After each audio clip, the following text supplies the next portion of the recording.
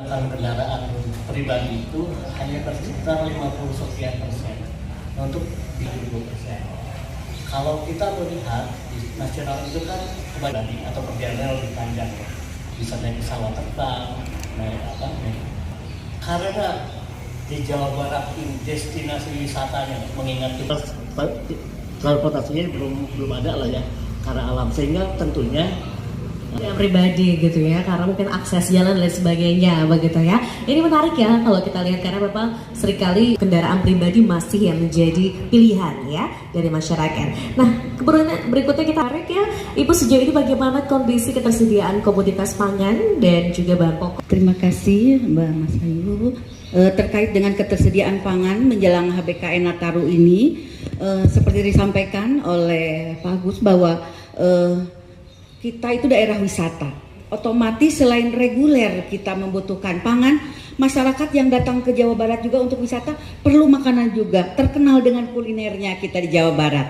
Pada saat bulan September kita melakukan prognosa terkait kebutuhan pangan menjelang HBKN Nataru ini, di mana dari 12 pangan pokok strategis, di situ kita ada defisit di 3 komoditas, yaitu di bawang putih, kemudian di cabai rawit, dan yang satu lagi di minyak. Nah, dari prognosa itu baru perkiraan, prognosa kita di bulan September untuk memprediksi kebutuhan di bulan Nataru itu kita memprediksi di 3 bulan, yaitu Oktober, November, Desember. Tetapi kami juga setiap bulan melakukan penghitungan neraca pangan wilayah, di mana setiap bulan itu diupdate baik kebutuhan, ketersediaan, dan bagaimana kondisinya surplus atau defisit dari 12 pangan pokok strategis ini. Dan alhamdulillah dari neraca bulan yang terakhir ini, kita perhitungan dari yang semula diprognosa adalah defisit, ternyata kita tidak ada yang defisit. Contohnya cabai rawit, kita ada pasokan dari daerah yang surplus, misalkan dari Jawa Tengah, masyarakat Jawa Barat terpenuhi semua. Aman ya Bu ya, wisatawan juga aman, tetap ya. Terkait cadangan pangan pemerintah daerah (CPPD) di sini, di mana sudah menghitung terkait cadangan pangan yang ideal di desa. Untuk itu tuh memperhitungkannya selain dengan jumlahnya, kemudian terkait dengan anggaran daerah, terkait dengan kondisi. Jadi posisi insya Allah aman untuk stok CPPD. Tetapi untuk stok CPPD di ini ada 1.552 titik wisata yang menjadi incaran para pengunjung. Yang topnya adalah wisata alam. Ya, wisata alam yang kita lihat adalah yang udara yang sejuk, kemudian untuk camping, untuk off-road, atau untuk arung jeram dan sebagainya seperti itu. Nah, ini memang yang namanya bencana ini berkorelasi dengan keindahan alam dan sumber daya alam. Semakin indah, semakin subur, semakin banyak potensi ancaman bencana. Tapi jangan khawatir, kita juga tahu bagaimana cara mitigasinya.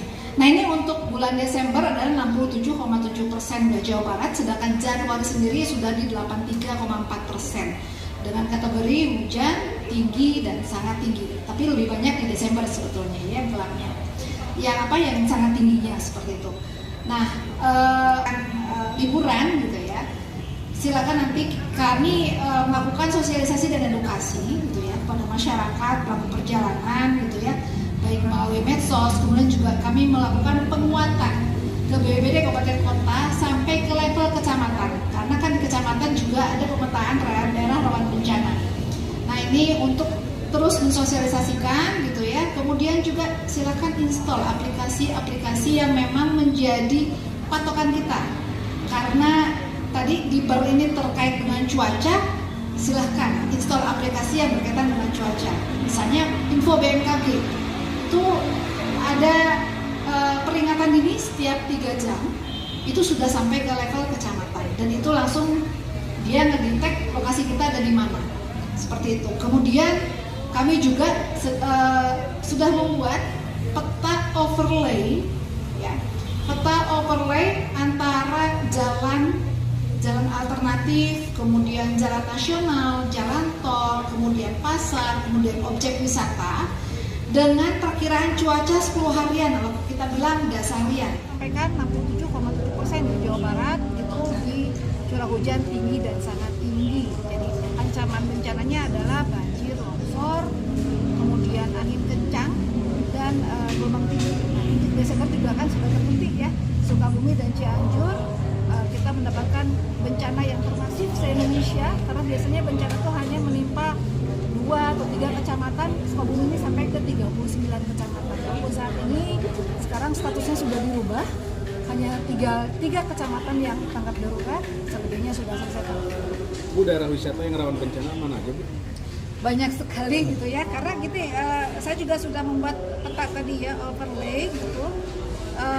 Jadi daerah wisata yang rawan bencana apabila dilihat dari perkiraan cuaca, mungkin saya bisa share juga, ini berlakunya sampai tanggal